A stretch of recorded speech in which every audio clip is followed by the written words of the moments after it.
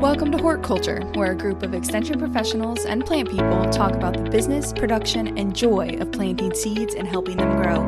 Join us as we explore the culture of horticulture. Hi, friends. How's everybody today? Good. Just fine. Not as peppy as you, beautiful fall day, but yeah, you know what? Seeing your energy, beautiful faces on here has just brought me back to life. So it's been. Do we like give you energy? week? Do we build you up? You build me. You fill my bucket. Good. Yeah. Jessica knows what that is. You should know, Ray. That's a yes. Ray's it like, is good to have those. He's like, sure, that I know. add. I totally know. Yeah. Fill my bucket. Leave him with a full bucket. But I do have a self-serving question today. For those on the pod, and here we go. So it's chill, okay? Everybody, calm down. All right. We're bucket fillers, okay? Are you turning over a new leaf with chill stuff? Quiet. Sorry, let's hear what it is. Sorry. Jessica's like, let's hear. Okay.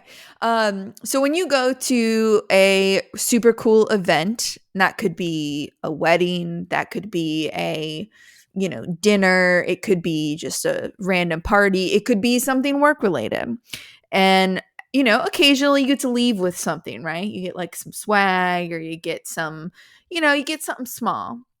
What has been something that you remember that you're excited about and you're like, that was a good thing, and if I ever did it again, I would do that? Just, it's random, I know, but it's self-serving. Party favor, swag. Party favor type thing. I'm going to hold up something now. I realize that now the people listening can't see this, but the people recording can. I'm holding up a little wooden, basically a clothespin. It was a 4-H project about 25 years ago, okay? And it was at a 4-H event. It was a make it, take it event. And it's a tiny clothespin attached to a block of wood. They sit on a table, and on top there is a clothespin for those listening without a visual reference. It's very rustic, okay? It's very rustic. Some young 4-H'er made this on a make it, take it event, and we were all given these. But this strange little wooden block item has stayed with me 25 years, and I clip all of my notes to this thing, and it reminds me every day, of that event. Not a day goes by, but just a random little clothespin has been with me all of these years. Would I have ever thought that? No. But that's my thing. It's a make it, take it wooden clothespin note holder. So there you go. What do you guys have? No one can compete with that now. No, I'm drawing a blank. So Anybody? I'll tell you all the cool events. I mean, is this something you have to be given? Well, it's something that like everybody who's there might get. Yes. One. It's like silverware that you put in your pocket. Is not. I was thinking all the things. The to-go box of cake and cookies you stole. Oh yeah, like wedding favors, right? Like I have received some plants before at a wedding that I remember. Nice. It was me. It was her. We gave out honey and sorghum. Mm-hmm. Oh my gosh, sorghum! Holy moly, that is you gave that out to others. Yeah, and little honey bears. Like, how dare! I missed that sorghum event. And honey bears. Missed that. But I'm trying to think of been to a lot of conferences and places. Like we got a great from our agent association one year when Courtney Jenkins was the president, and we didn't get to have it because of COVID. She sent out a fantastic swag box. I remember that. Extremely useful tools. Ratchet straps. Straps. Those are the best ratchet straps I've ever had. Right? Yes. So it was a variety of things. Those things are legendary. Yes, right? Good one. You would use at your job. And I mean, I have mine under my desk, and I still useful things so far is the theme. All right, Brett, what about you? I think for me, it's a cheap pin with a crop insurance logo on it. I mean, if you find that useful, rare, Brett, you don't come. What's that? If you find that useful, do you like a particular color of ink? Are you more excited when it's blue? A blue. As long as it stops working within a couple of weeks, that is really. That's a given, Brett. That's a given. That's absolutely a given. At our wedding, the favors on the table were bottles of Ale 8 for the children and little bottles of Bullet bourbon for the adults. But people just started not get those confused. Popping the Bullet after, during the reception, and it just went to the moon. The energy went up. or That's Yeah. what- or I don't know it was a good which way it was thing. up, but it went that direction. That's what happened with us in the sorghum and honey. People just Yeah. started popping those honey bears and Just Yeah. wild after spiking that. that blood sugar. I took thinking- I took Jessica's leftover wine from her wedding, so that was my party favor.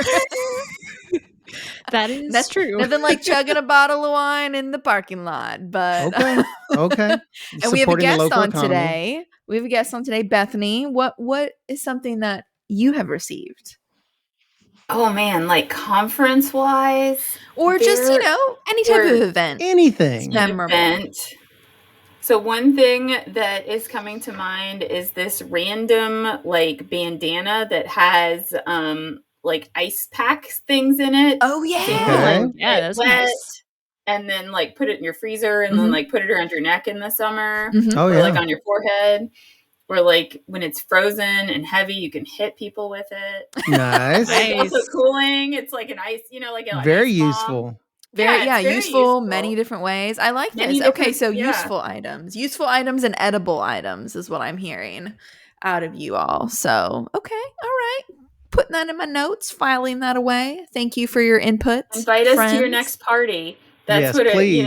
like. And I want one of since you've each of gotten these all these good things. ideas. Yeah, Yes. it's a CCD event. So, I don't know about the bullet. We might have to go with Jim Beam, since they're like the UK peeps. Institute. But yeah, we're We will working on not. it. We're working on it. Brett No, says he absolutely says. not. I would rather have nothing, thank you. I'm just kidding.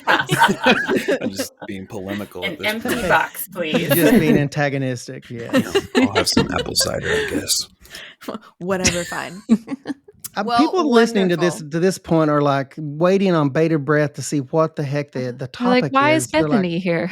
why is Yeah, Bethany who's here Bethany? today? She? Bethany herself is thinking, why is Why did I Bethany agree here? to this? Yes. So Bethany, tell us about yourself. You've been around doing some cool stuff over the years. So tell us all about you now. Tell us about you in the past. Tell us about Bethany. Oh, thank you. Love talking about myself. Well, I'm Bethany Pratt. I am currently a food systems specialist with nutrition education and extension.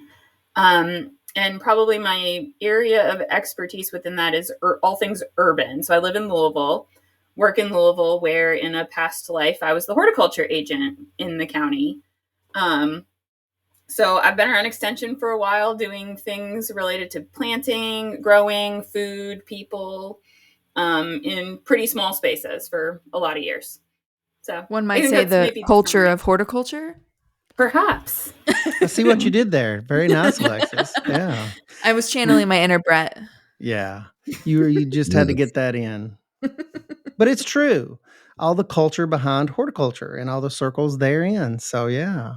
Well, I think that it's also that over the last, 30 years probably in the real world where people were doing it, but over the last 15 or so, people like USDA have been paying more attention to urban agriculture and thinking about urban agriculture and less rigid boundaries around what ag is and isn't. And I think it still has a long way to go, conceptually, but out in the real world, it's been happening for a long time. And I think that was, I would say within UK extension, you were one of the pioneers of thinking and really investing a lot of time and energy into urban agriculture and that space. And that's kind of how I knew you originally.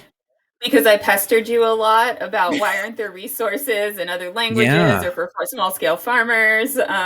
Yeah, you advocated in a way that we should be advocating, and I would agree with that. She's like, you were like one of the leading community garden people in the state at one point, I felt like, and are very knowledgeable in all the community garden background and making those work and making them be efficient for everyone, right? Which was no easy task, and a lot No, of which people No. that is would not not easy at an all. easy task. a language no you were two not community Maybe I gardens, should yeah. shamelessly plug forthcoming workshops on community garden management for Yeah. 2025. Absolutely. Um, perfect. Happening in, for sure, Bowling Green area and Eastern Kentucky area, maybe online to come. So open to both extension and community folks who are interested, but no dates yet, but just wanted to throw that out there. If you are someone in the world who's dabbling in the community garden world, or loves the idea of it and the cute pictures of children eating vegetables, we'll talk. It's a lot of work. And all the things that go behind that. Yeah. All the things we that go could behind it. delve into the community gardening thing more specifically here in a second, but you said all things urban, and I know that it, like with a lot of things we do in extension and just in our lives, there's multiple different components. So what are the other, like, what are other things that you found yourself engaging with through this urban world, urban interface with horticulture and agriculture and community and nutrition and just other kind of big buckets of information or buckets of approaches that you find that you've been working Sure. on? So I think the most interesting thing for me is how much when you're growing in an urban area or you want to grow in an urban area, you like have to get almost immediately engaged in policy work, either like on the local level or, your neighborhood or homeowners association or, something, right? Because on a farm kind of out in a rural part of Kentucky, no one's looking at your farm like on a regular basis, right? Or if they are, it's maybe the 10 feet that are on the road. But like where I live in Louisville, my entire 3/10 of an acre is visible from a pretty busy street. So people are always looking at it. And I've got, like, in my own yard, I have chickens, I have 60 feet of raspberries and blackberries and asparagus and like all this stuff, but everyone can see it. So then you have to kind of think about, well, how do I manage this space so that in some cases you don't get fined by your homeowners association or the city or whatever, or someone doesn't, come and try to vandalize it, like, or just because they're curious, right? Like if you've had bees or chickens somewhere in an area, someone are like, what's that box? Let's go open it. We'll it's have like a a nice whole different surprise. level of Mistake. like, surprise Mistakes were made. interactions. Because things are just more visible because they're close together in a city. So that's always been an interesting thing. So I've gotten to do some policy change work here in Louisville. Over the past 3 years, I helped rewrite property maintenance codes for the city and so rewrite some zoning ordinances to increase agriculture usage and allowability in the city. Yeah, pretty cool. And then I'm now doing trainings with our property maintenance enforcement team for the city on how to identify plants, which, right, sounds pretty crazy, right? Yeah. But like, kind of the interesting intersection of like plants and culture there is that as places got urbanized, this kind of white aesthetic of like lawn care and maintenance and wealth, right, became enshrined in city ordinance in terms of what your property could look like. And so, and in some place, it's all complaint based, right? Which is what it is. But obviously not very equitable. But with that, like people who tended to be poorer or not white or live in kind of transitioning communities, if they were growing food or keeping animals to supplement their diet, could get fined out of their homes because their properties were unkempt, which basically meant they had plants growing in their yard that were over 6 inches tall. How many plants can you name that are like edible that are over 6 inches tall? All of them. Just about all of them. Right. Creeping thyme is the only one I can think under 6 inches tall. Right? Yeah. The list is very short for the under 6 inches tall. So we partnered, myself, a bunch of urban farmers, and a lot of native plant people actually all partnered together and worked with our property maintenance code folks here in Louisville to rewrite the language of their codes to allow both food production in all areas and also native plant production. So it was kind of a cool moment of coming together. The thing that we learned, now it's probably 2.5 years after this was passed, ratified by our city government, was that, right, the city government enforces these things. We have property maintenance codes enforcement people. So if I'm driving down the street and I think Alexis's yard looks like trash, whether it does or not, right, it doesn't matter. It's totally subjective. I can call the city and be like, Alexis's yard looks like trash. And then they have to send somebody out to her property to look at it.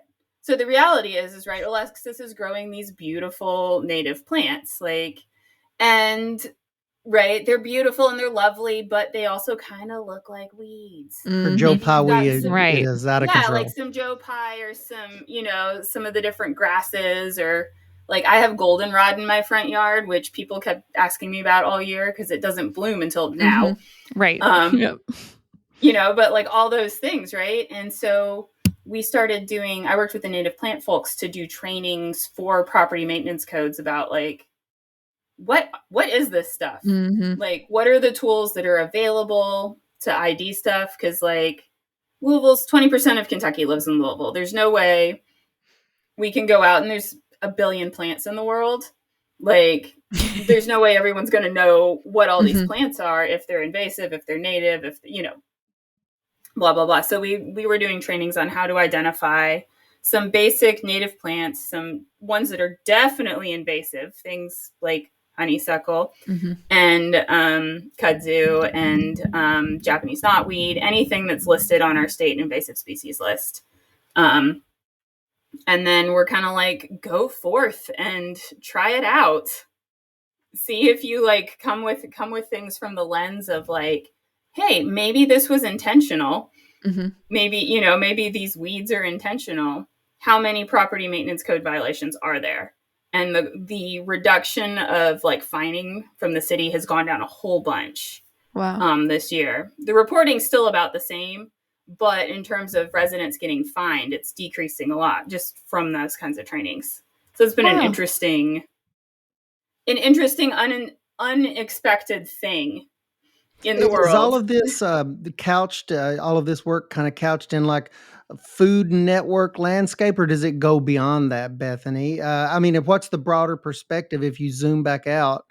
All of this work, what umbrella or what bucket is it in? I mean, in a broader sense. I mean, broader sense, this is food systems work. Yeah. Oh, food Because systems. we're Okay, looking, so it's all under so food we're, systems. Yeah. yeah, food systems. But the thing, the thinking behind it is if you now have permission to grow tall, edible, Gotcha. food-producing Gotcha. plants Right. and or Yeah. pollinator-friendly native plants in an urban space, what are you potentially promoting, right? You're promoting personal food security. You're promoting an environment in which more people can be personally food secure. Kind of So the like, even though victory Alexis may gardens. only Yeah. be growing flowers, right? Ray, your house five, 3 streets over is probably benefiting from all the flowers with your now 30-foot tall tomato plants because she's brought all these pollinators in. You're welcome. You're welcome, right? Thank you so much. Yeah. The web. Yeah, it's part of the web. Yeah. The So It's part of the web.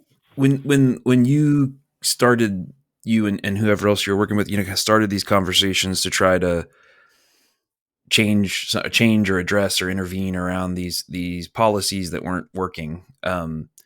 What was the response from the people who were in a position to make the change? Was it sort of like, oh, we didn't realize that this was so jacked up, or we realized it, but you're making some good points, or was there resistance, or what was the vibe, in those conversations?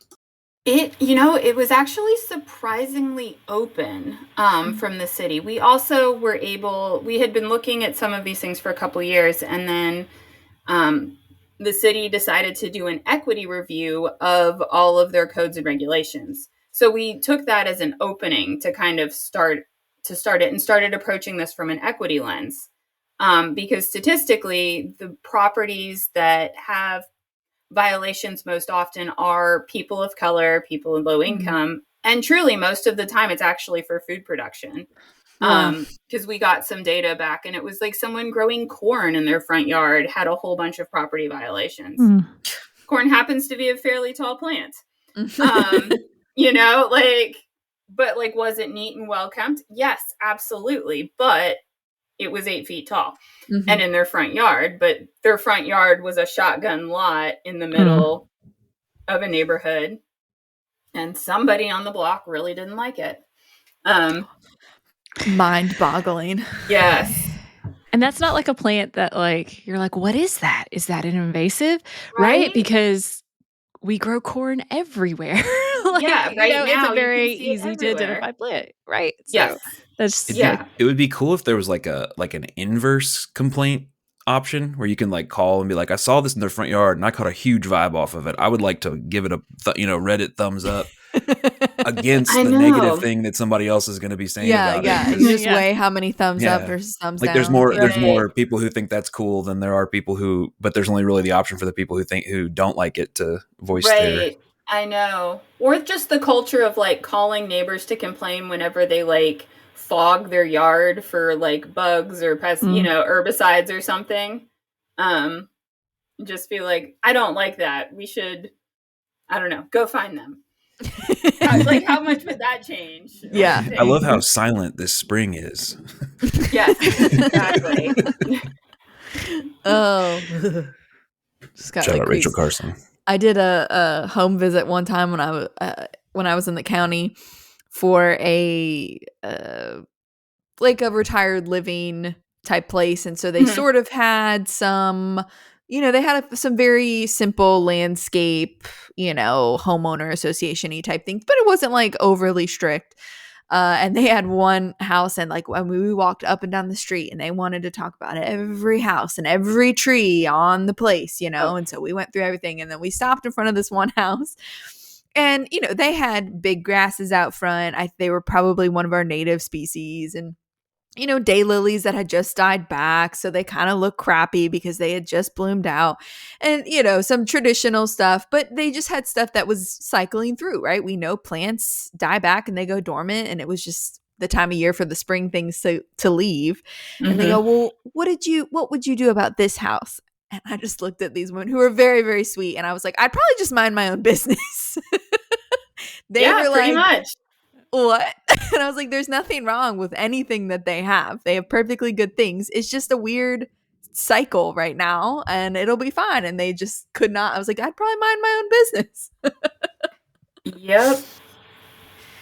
But you do have like, and you do see those homes. I know I was from a very small community where I worked with the code enforcers. So, I mean, fraction of what Louisville is, but Danville had places, but most of the time the places that were having trouble were abandoned. It didn't have it. It was the owner doesn't even live in the county, doesn't come to look at it. And, that's where code enforcers can really come through because things aren't taken care of, and, it's dangerous and things like that. But to imagine someone being mad about corn in someone else's yard, it's just like, what?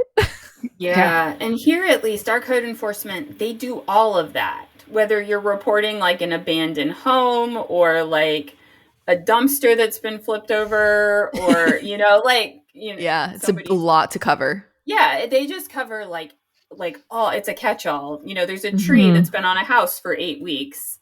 What's happening? Maybe do people live there? We don't know. Right. They cover it all. So it's kind of a wild thing to think about. So for the sorry, Brett. Yeah, I was going to take us in a different direction. Go, yeah, me too. Okay, well, we'll let the power struggle play out behind the scenes, and I'll just They're say arm wrestling right now. For people, some people who don't have access to a yard or space or to grow stuff, that one of the things that we mentioned earlier was this idea of community gardens. And have you been able to continue any work with that? Have you noticed changes with that over time? Any of your other perspective on that would be really cool to hear. Yeah, I mean, I think what I've learned about community gardens is there are so many right ways to do community gardens. And there's probably just as many wrong ways too, but the wrong ways are truly about the people, not about the garden. And I think that's kind of right. Again, that culture and horticulture, it's like from the beginning, finding your core group of people who are really dedicated to whatever the goal of that community garden is. I mean, I directly managed, when I was a county agent, 10 different community growing spaces.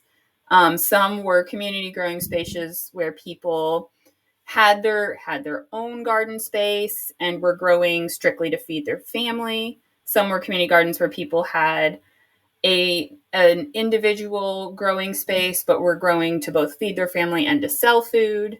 A couple of them were communal, as in it was like one big garden plot managed by about 10 people who all worked it out somehow. That's amazing. Yeah, honestly. Yeah, it really was. Impressive. And then there were some places where I would go and just do like kind of visits for like plant advice type things, which would be community gardens. A lot of churches here do community gardens, but it's managed by like a core group of church volunteers. And then all the produce goes to their food pantry, which is a lovely thing. That core group is key. It seems like that core group, right? You said a key word there, the core group. Yeah. Yeah, they have a core group of garden managers who do all the planning and stuff, and then they do work days with their youth groups or, the different church groups and all of that. There's a couple groups here in Louisville who do anarchist gardens, which I kind of love. They just go and plant stuff. Guerrilla gardeners. Yeah, exactly. They just I was like, that's rad. Yeah. But they're really, it's kind of funny though, because some of those are super public, but that same kind of anarchist group has some that are more private anarchist gardens. As in, if you like stumble upon them, then totally help yourself, right? But they're not on the beaten path. So I think those folks kind of come back to them pretty, for their own personal use, which is again, totally fine.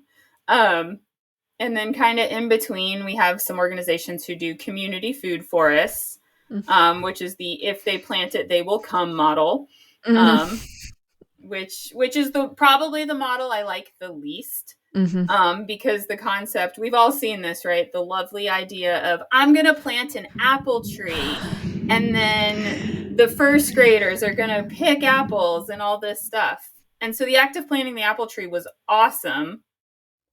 But they're going to be 8th graders when they pick that first apple. They're going to be 8th graders. Yeah. And then what happens between 1st and 8th grade to that apple tree? Does anyone water it? Did anyone remember not to hit it with the lawnmower? Did anyone tell the lawnmower guy that they planted an apple tree? Yeah. Right. Yeah. All those things. Do the people in the surrounding area love the smell of rotting apples? Right? Yeah. Do they love to see fire blights? Has everybody seen the like thing that goes around social media once or twice a year of like, why don't we just plant all of the sidewalk trees should be fruit trees? Like instead of planting a maple or, whatever street tree, they should be fruit trees. And I'm like, no, that way the homeless always have food. And I'm like, no, this is so wrong. And there's so much that could be done with like that, like you said, plant it and they will come sort of idea. Like, are there landscape plants that could also be edible? Sure. But like, no. I've recently have been dealing with that with our local community, wanting to update one of our parks to plant an apple orchard to feed children when they come to play baseball games as a thanks for coming, here's your apple. But thankfully I crush dreams and also you are an extension, a dream crusher. Yes. And have a great tree board that I work with. And we have made a transition to planting some native fruit trees. Hey. So, which people, are not going to be like, some people might be like, what the heck is that? Right. But I know a mulberry is going to be more, it's going to be hardier than an apple tree. Yeah. And we were talking about, some other like different nut trees and things like that. Still trying to win over some of our local officials on this, but, trying to give examples of like what Bethany has shared. And you had shared that with me before about how some of those, plant it and they will come orchards or plots what ends up happening with them in the long run. So when I did sports, we always had orange slices. So have you guys thought about orange trees? Yeah. I mean, we are a warmer zone, right? Our zone has got, I recently learned maybe some small ones, then you can install some greenhouses over them. Yeah. Yes. And those individual ones that will not get vandalized at all. Right? Solar, nobody's going to mess with those at night. I read about it. I can send you the Reddit thread. I mean, the pool at that park is always leaking. So what if we just like drain it, put the trees in there, and then put glass on top of it? Boom, walk in underground greenhouse. That sounds like the best way to spend the money that our town has. You know what? I'm going to put my tax dollars towards that because I vote in your county. So you're welcome. Yeah, so many of these projects, and we're kind of, loud because we've all, worked in situations that have been challenging, because there's different phases of these projects. There's, a lot of times there's installation when there's lots of energy with groups, Mhm. with installation, but that maintenance phase, what was planted in April and May, it's really hot to take care of, even when we're talking about annual garden crops. Mhm. And when nobody's in school, I mean, there's a certain rhythm to community gardens, especially if we get into talking about school gardens, but just community gardens in general. There's a rhythm to them. There's installation and maintenance phases, and especially the perennial gardens. Like we're talking about perennial trees, we were just talking about that, but that's a long-term sort of commitment, and you really need kind of some plans in place. That fly by the seat of the pants is not always the best plan of work for perennial community garden plants. And I'm sure you've probably seen some of that. And I know you've worked through a lot of those processes, haven't you, Bethany, in the past as far as installation and maintenance? Oh yeah. I mean, Yeah. that's probably my number one question when I start with any group is who's taking care of this? Yeah. Not who's planting it, but You're who's the bad coming guy, back Bethany. every week to water the trees, You're a right? killer of dreams also. I am. I like to think of it as a giant reality check. Yeah. Because that's the thing is if, Jessica's native plant orchard, which sounds awesome, it could still be installed and do really well, but who's going to water it, right? Right. Yeah. And is For it going to be establishment phase? Yeah. Yeah. And what I love is to make sure people put a name with that volunteer because so many times you'll hear, oh, like if your orchard, right, Jessica, is coming into a city park, oh, the park will do it. Right. But then, like, Will they? Right? Who at the park Who is at going the to do park? that? Who Yeah. at the Yeah. Park park? Is employee number anyone going to 3. talk to? Do they know they're going to do this? Right? Build Do it- they Right. think build they're it and going to know. do it? Did anyone call Brett and say that, hey, he needs to get off his lawnmower 2 days a week to water all these trees? I don't Maybe get they off did, my maybe they lawnmower for didn't. nobody. Exactly, right? Like, so there's a problem, right? Yeah. The Mhm. ongoing So- stuff is less glamorous than Yes. the installation phase of these projects. And having worked with different projects over time with different themes, and you mentioned earlier like different purposes. Every project has a different purpose that needs to be stated up front. I found out the hard way. But yeah, people are less excited, Bethany, about this, at least the ones I've worked with, about this maintenance phase, Mhm. especially the perennial stuff. And I like to work with both annuals and perennial top plantings. But yeah, that's an issue. And that's something that it seems like if you give a group or individuals a reality check up front and you explicitly state all of this, things, at least for me, have gone much smoother in projects in the past. For sure. Or the project maybe gets redirected, right? It moves from Yes. apples Right. to mulberries and persimmons and Yes, things yes, that yes. don't, can take a little more neglect. Yes. Right. Because that's really the reality of it. I feel like with plants, in all cases, unless you've got a human being attached to that plant that can easily access it. Because I see this with community gardens too, right? The excitement of I've rented this community garden plot in this garden because I love driving 45 minutes to this park on the other side of town. Yeah. So I'm definitely gonna put my community garden plot there and grow all my tomatoes and whatever. But then all of Yes. a sudden, 45 minutes in the opposite direction of your home or your work just becomes a lot, especially now that it's hot or, maybe UK is playing tonight or, your kids have a baseball game. Yeah. I thought there then- weren't going to be any mosquitoes this There year. were not going to be any mosquitoes this year. Who said it was going to be hot? I mean, Right? 90 degrees in the God, shade. it And have happens to water every so year. much because it's Hot a in the drought. summer. Yeah. Hasn't rained in 2 months. Yeah. But Yeah. even saying all of this stuff, and you mentioned earlier when you said core group, that always rings with me. It seems like every successful project, a community project that I've ever been involved with, starts with like one or two passionate people that are Mhm. really they're the cat wranglers. If they're working with a larger organization, they're the ones that are supremely motivated, and they keep everyone else on task within that organization. Because when working with these groups, it's almost like you have to say, well, I can't be out there doing it all. I'm working with you. And those groups that are fun to work with are the ones that have one or two just really, really motivated people that get everybody else hyped up and motivated, seems like. Oh, totally. I always told people, and I still tell people, I'm not your personal gardener. I'm only my personal gardener. which means that right? But the point, right, to you, Ray, is that you've got to find who's the personal gardener for this space. Yes. And, what does that look like? And then for some of our community gardens where they were more like allotment, where like all 5 of us had our own garden plots that we were taking care of, well, then what happens to kind of the common spaces? And we always had to have those conversations too. Like shared use areas. Yeah, those shared use spaces, the pathway from the parking lot to the garden. Who's taking care of that? Do we care if the grass grows to be 7 feet tall? Maybe we do, maybe we don't. Some places, if it's native grass, nobody cares. That's thanks to you, Bethany. Yeah, but although that is not always true, right? Because everyone has their own opinions on that. Who let this garden go? Who let it go? Yeah, get in this state. So like, we honestly, doing a lot of work for me with community gardens at the beginning was helping people get organized, right? Finding that core group and then working with them to set collective expectations. Love it. For, yes, absolutely. What's acceptable, whether it was like we're all working together on one garden or we're all working independently in our own gardens, but we can still see each other's gardens, Yes.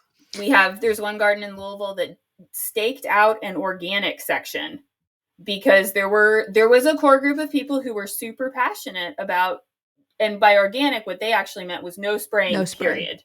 Mm-hmm. They didn't care if it was OMRI certified. They just didn't want any spraying, no application of anything. But that group worked it out. There were enough people in that, 55 person garden that they were huge. All kind of able to, few people switched plots to make it happen. But then there's like caution tape. I kid you not, like down the middle. It's like your room in 3rd grade when you shared with your sibling and you put the line down the middle. But everyone agreed with it and respected it. And they replaced the caution tape and do all of that. And that's how that group worked it out. So no one left the garden, but the people who were angry about people spraying and using any kind of chemical went to one side. There's like the spray people in the middle, but they're mostly using organic stuff. So they're kind of like the buffer zone. Yeah. And then there's the, I'm going to do what I need to do side. Yeah. Yeah. I like it. I like the transition there. Yeah. It's working out. How does this, Bethany? So I know you do work also like with recovery gardens. Can you talk a little bit about that and maybe how it's different or the same as some of the community garden work you've done? Yeah, I think there's lots of overlap actually between the recovery gardening and the community gardening in the sense of a lot of those questions about maintenance kind of still come up. A lot of our substance use recovery centers in Kentucky are starting to partner with UK's nutrition education program first to offer a program called Healthy Choices for Your Recovering Body. So it's a nutrition class geared specifically towards people with substance use recovery. So a little nuanced, right? Because there's some kind of specific dietary considerations for people who are in recovery. But as with all of us, eating fruits and vegetables is very important.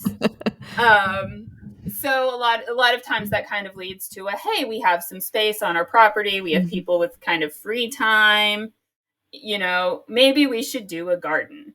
And that's right. That's great. Whether that's coming from your city park or your school or whatever, those same questions that we've talked a lot about begin, right? Who's going to take care of it? What's going to happen to it? And all of that. With recovery centers, it's a little more nuanced because you always you're working with the staff at the recovery center as first and foremost, with kind of that setup phase and the planning phase, which is still a lot of education about what's realistic. The first recovery garden that I ever worked with here in Louisville, their director had a dream of feeding everyone in the west end of Louisville. Oh, well, that's ambitious. That's a lot. I can appreciate a big goal, right? It's 500,000 people. So they have a large property for Louisville, right? They have an acre, which includes like the building and the parking lot and all that stuff. They have An acre. Yeah, an acre. So we were like, okay, well maybe let's like, so we started there with the like, let's scale our dreams down. Mhm. And settled on, what if we just use the produce first in the nutrition classes, and then the extra could go to the kitchen. And that's kind of where we settled. And I feel like a lot of recovery centers kind of go through that same phase of, we want to do a garden. It seems like a great idea. And those, so we have all of those conversations. One of the more challenging things about recovery gardens is that your help changes. Yeah. That was a question I had, how you manage that. Because our SNAP assistant here is very active in our recovery centers, and she's always telling me how she's meeting new people constantly. Yes. And yeah. So that's a challenging situation, and there's been different people who have managed it different ways, and a lot of it is really getting that buy-in from the center staff to help implement. So there's a recovery garden in Taylor County where Kara Campbell is the agent, Angie Freeman's the NEP assistant, and they have worked it out with their recovery center that everyone does the garden and the nutrition classes when they're about halfway through the recovery program. And so they know that they've got folks pretty consistently for about a month, because the nutrition program's 6 weeks. And Kara can get in for 4 of those 6 weeks, like right afterwards. So they know that they'll have the same core people for a month. But then they got to start, then she's got to train new people again. Other centers just say, oh, it's always going to be like an extracurricular activity, right? Like a club, which sometimes is awesome. And you find that core group of folks who's fabulous, and they stick with the garden the whole time that they are participating at that substance use recovery center. But still, that's 1 to 6 months. So having, as an extension person, having some dedicated champions there with staff, or kind of thinking about your own capacity with you as extension, like, what can you do? I kind of hit a space with the substance use centers that I was working with where I went once a week. And I did gardening work always with people. And we just did a week by week plan, because I would never see the same people. Right. Because I would get people when they had their chore for the week was outdoor maintenance. Like, which included mowing the lawn, like all outdoor maintenance. So we would meet together like the second day of their week of outdoor maintenance, and we would talk about when you go, what to do in the garden that week. I'd do it with them for like an hour, so that people could identify what was growing, especially when it was little. My favorite thing, this was my biggest learning curve. It took us 3 months to plant the garden that first year, because we talked about weeding as being a chore. Like, that was a chore that all of my people identified as very important. So what do you think they did? They weeded everything. They weeded everything, right? Yeah. It'd pop up and they'd weed it out. And it took like a good month for me to figure out what was happening. So I wasn't seeing the Why same are they people. Need to get those folks on code enforcement. I know, right? They would have been awesome. Just weed it out. Just weed it out, man. I'm just gonna go do it for you.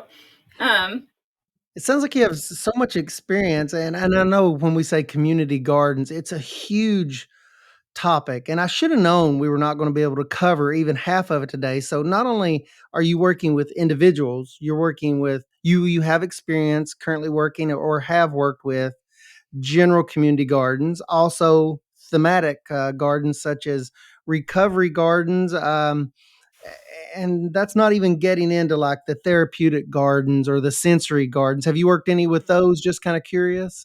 I've not done too much with that. I've done some more programming with folks with developmental disabilities. Oh, gotcha. So not so much like sensory, but Yeah. more like skills type Skill-based. work, Yeah. Gotcha. skill-based. We have a fabulous center here in Louisville, Bridgehaven. That's a day center for adults with medically diagnosed developmental disabilities. So they had a therapist on staff, again, that champion, who loved to garden. There you go. And so she would come out with me to everything, and we'd do a little planning before about like what needs to happen.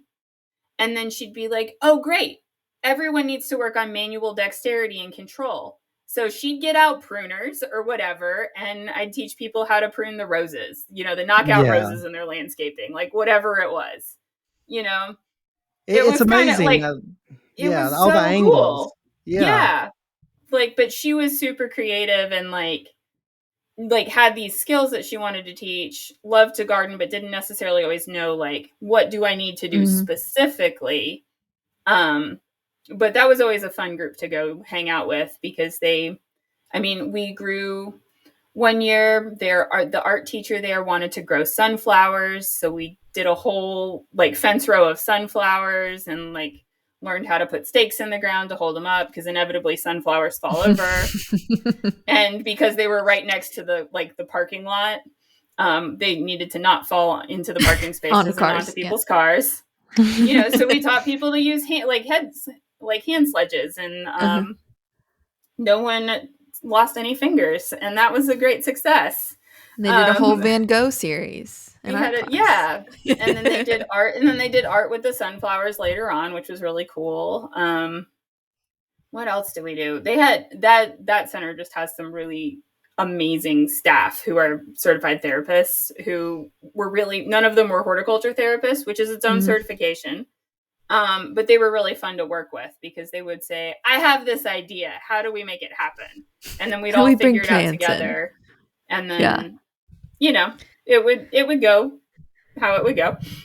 Bethany, you're a wealth of experiences, and I think we're going to have you back on for all the other cool things you've done because I want to hear about all of it. And I'm like, what have I even been doing for my entire life? Bethany's done all these things. So she's done all of the things, and we need like an episode for each thematic garden. I've made notes. So sorry, Bethany, you may get a phone call again. We're going to invite you back. Yeah, we'll come talk Bethany, about more gardening. If people want to maybe find some resources for community garden, we'll share, those upcoming classes. Once you all have dates with them, we'd love to share them on ours. But if people are right now looking for something because they want to start or want to make their current one better, where should they go?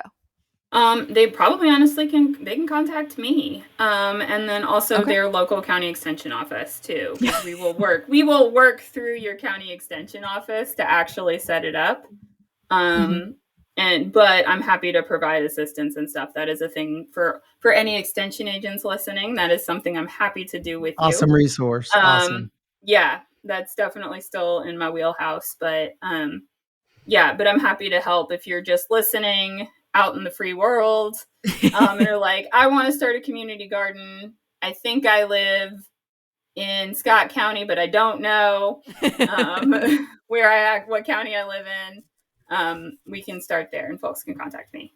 Yeah, cool. Okay, well, we'll make sure to put your contact info in the show notes. And also in the show notes, you can find our email if you all have questions or if you're like, what was her name? And you want to ask us or we'll help hook you up with Bethany. You can do that.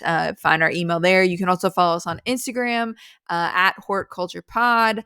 And you can send us messages on there. Keep up to date with, what we're doing. We try and share what all of our cool friends are doing. So Snap is one of the places we share all the nice stuff that they're doing. So follow us on there. Leave us a review if you want to hear.